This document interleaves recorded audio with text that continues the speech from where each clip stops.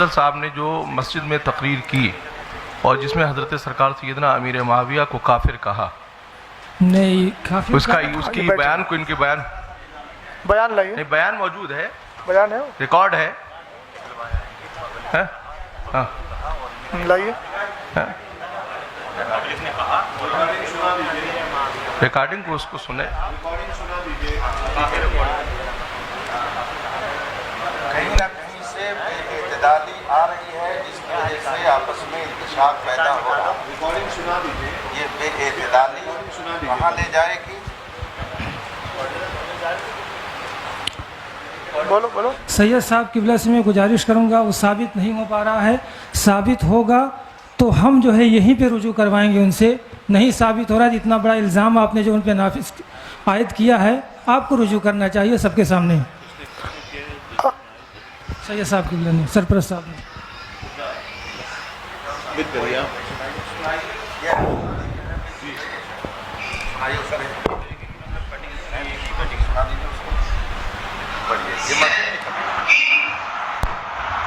یزید کے بعد معاویہ کہا کیا؟ ساتویں میں بقا سے کہ تم علی کو گالی دو، اور اللہ کے رسول کہہ رہا ہے من سب علیٰ فقد سبنی، جس نے علی کو گالی دیا اس نے خود محمد کو گالی دیا، اور محمد کو گالی دینے والا کیا ہو سکتا ہے؟ زور سے بولے گا، زور سے۔ اب سوچو اگر کوئی کہہ دے نا کہ نبی کو علم غیب نہیں، تقریر ہے، پوری عوام سے آپ بتائیے۔ سے کافر کہا۔ جمعے کی تقریر میں بولا ہے انہوں نے، اور پہلی بات تو یہاں دو باتیں آئیں گی۔ ایک چیز یہ آئے گی کہ جو علی کو گالی دلوائے، تو پہلے تو یہی مسئلہ آئے گا کہ آپ نے ایک صحابی کے تعلق سے یہ کہا کہ انہوں نے مولا کائنات کو گالی دلوائی، اور اس پر استدلال کیا من سب علی۔ پھر اس کے بعد آپ نے یہ استدلال میں یہ کہا کہ پھر جو علی کو گالی دے وہ کون ہے؟ تو آپ تو انکار کر رہے ہیں، اور آپ تو جمعے کی مسجد میں بول رہے ہیں۔ ریپیٹ کر ان کو دے دیجیے نا، ادھر دے دیجیے نا، آپ پہنچا۔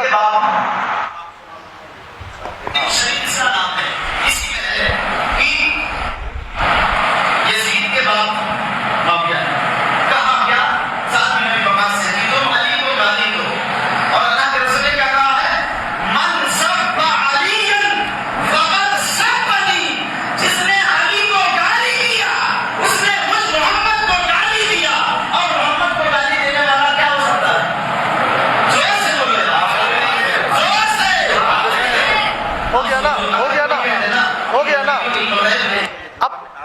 اب صرف ان کا مسئلہ نہیں آئے گا، جتنی عوام سے کافر کہلوایا ان سے بھی رجوع کروانا پڑے گا، ورنہ وہ پھر اس حال میں جائیں گے۔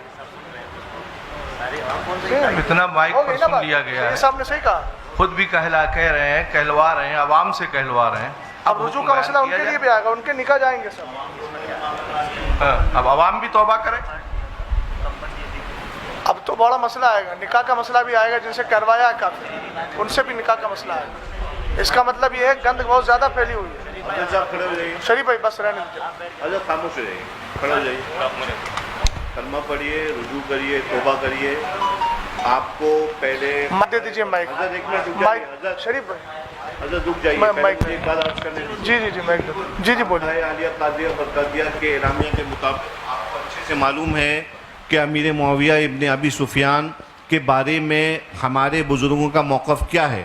وہ مسلمان ہیں، وہ صحابی ہیں، حضرت ام حبیبہ سلام اللہ علیہا کے بھائی ہیں۔ یہ آپ کو موقف معلوم ہے، یہ واضح طور پہ آپ کو جو ہے تعلیم کیا گیا ہے۔ اور آپ نے اگر یہ جو بیان ابھی کیا ہے آپ نے، اس سے صاف ظاہر یہ ہو رہا ہے کہ آپ بزرگوں کے موقف کے خلاف آپ نے کام کیا، آپ نے بات کری۔ لہٰذا میں آپ سے یہ گزارش نہیں بلکہ آپ کو یہ حکم دیتا ہوں کہ آپ فوراً تجدید ایمان کریں، کلمہ پڑھیے، اور اس کے بعد جو ہے نا انشاءاللہ پھر بعد میں تجدید نکاح وغیرہ جو بھی ہیں وہ ہم مراسم جو ہیں وہ ادا کریں گے۔ ان کو مائک دو ان کو، اور تمام اہل سنت جو ہیں وہ اس بات پہ گواہ رہے ہیں کہ الحمدللہ رب العالمین ایک مسلمان وہ اپنے جو ہے کیے پر پچھتاتا ہے، دل سے پچھتاتا ہے، اور پھر اللہ کی طرف رجوع لے کے آتا ہے۔ کلمہ پڑھیے۔ لا الہ الا اللہ محمد الرسول اللہ. پڑھیے آمنت باللہ آمنت باللہ وملائکتہ وملائکتہ وکتبہ وکتبہ ورسلہ والیوم الآخر والقدر خیرہ وشرہ شرہ من اللہ تعالی والبعث بعد الموت واشہد ان لا الہ الا اللہ وحدہ لا شریک لہ واشہد ان سیدنا و مولانا محمدن عبدہ و رسولہ. یا اللہ میں نے تیرے حبیب علیہ الصلاۃ والسلام کو حاضر ناظر جان کر تیری بارگاہ میں یہ توبہ کی کہ میں نے صحابی امیر معاویہ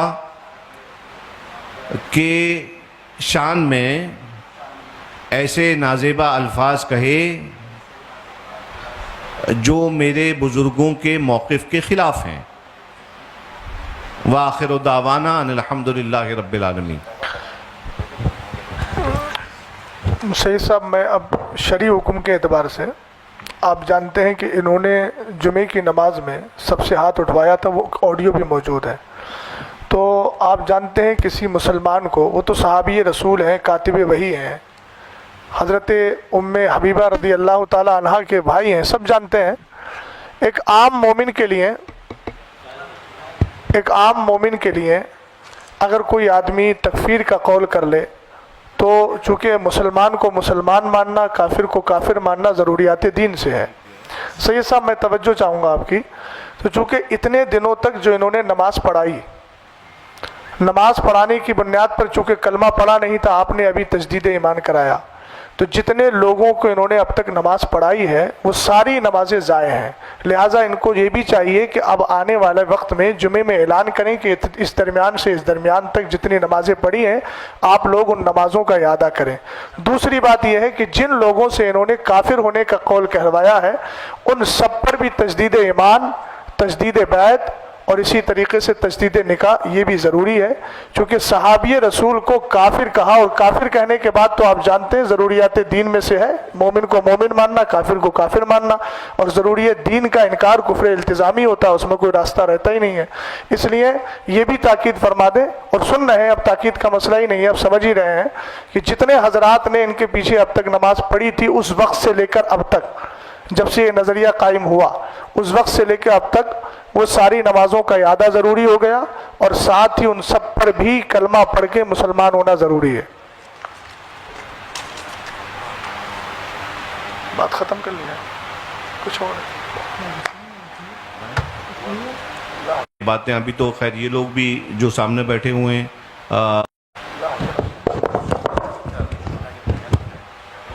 انشاءاللہ جب دونوں حضرات بیٹھیں گے دونوں کمیٹی کے تو ان کے سامنے یہ باتیں ابھی تو خیر یہ لوگ بھی جو سامنے بیٹھے ہوئے ہیں آپ کی طرف سے انشاءاللہ تعالی ان کے تھرو بھی اس بات کو پہنچا دیا جائے گا اور عام کر دیا جائے گا. اور مولانا افضل نے تو رجوع کر ہی لیا ہے ذاتی طور پر، اور انشاءاللہ یہ اپنے جو ان کے مقتدی ہیں ان کو بھی وہ رجوع کروا لیں گے انشاءاللہ، اور نمازوں کا بھی اعادہ جو ہے وہ کروا لیں گے. یہ حکم شرع ہے اور حکم شرع پہ عمل کرنے سے کوئی عار نہیں ہے. ہمارے بزرگوں نے خطا ہوتی ہے انسان سے، انسان جو ہے خطا و نسیان کا مرکب ہے، خطا ہو جاتی ہے، اس پہ اللہ کی بارگاہ میں صدق دل سے رجوع کر لیں. یہ کوئی آپ کا رجوع جو ہے وہ کسی انسان کو راضی کرنے کے لیے نہیں ہے بلکہ اپنے رب کو راضی رکھنے کے لیے ہے. لہٰذا آپ اپنے رب کے لیے اپنے رب کے حبیب کی شریعت پر عمل کرتے ہوئے آپ نے رجوع کیا ہے. اللہ تبارک و تعالیٰ آپ کی توبہ کو قبول فرمائے اور آپ کو اس پر استقامت بخشے، اور مزید آگے قوم کے لیے ہدایت کا آپ کو ذریعہ بنائے، نہ کہ کوئی فتنہ پیدا کرنے کا. یہ میں آپ سے تمام لوگوں کے بیچ میں آپ سے یہ کہہ رہا ہوں، ان اللہ لا يحب المفسدین. اللہ تعالیٰ فساد پیدا کرنے والوں کو پسند نہیں کرتا ہے. آپ کے پاس خانقاہ برکاتیہ کے تمام مواقف آپ کے پاس موجود ہیں، آپ اچھی طرح جانتے ہیں. آپ ایک بات یاد رکھیے کہ آپ کسی بھی معاملے میں اگر اپنی خانقاہ کے موقف کے خلاف جاتے ہیں تو یہ اہل سنت کے جو مواقف ہیں ہمارے، یہ بات جو ہے پھر اس سے آپ کی خانقاہ پہ ججمنٹ کرنے کے لیے کوئی بھی ایرا غیرہ نتو خیرہ بدھن بیٹھ جائے گا، ٹھیک ہے؟ تو آپ یاد رکھیے کہ آپ کی ذات جو ہے نا وہ صرف آپ کی ذات نہیں ہے، بلکہ آپ جس کو جو نمائندگی کر رہے ہیں جن عقائد کی، وہ آپ کی خانقاہ کی طرف سے جو ہیں ان کی نشر و اشاعت کی گئی تھی۔ لہٰذا آپ جو ہیں اپنے مسلیوں کا خیال رکھیں، ان کو فتنوں میں سے نکالیں۔ ملک کے حالات جیسے ہم سب جانتے ہیں، کسی مفتی صاحب کی وجہ سے ہم لوگ نہیں جان رہے ہیں، بلکہ ہم جانتے ہیں کہ ملک کے حالات کتنے خراب ہیں۔ ملک کے حالات، مسلمانوں میں اتحاد آپس میں رکھنے کا کام علماء کا ہے اور ائمہ کا ہے۔ یہ ہماری ذمہ داری ہے عالم دین ہونے کے ناطے کہ ہم عوام کے اندر اتحاد پیدا کریں، آپسی محبت کو جو ہے قائم رکھیں۔ میں آپ سے امید کرتا ہوں کہ آگے چل کے انشاءاللہ اب کوئی شکایت کا موقع آپ کے مصلیوں کو نہیں ملے گا۔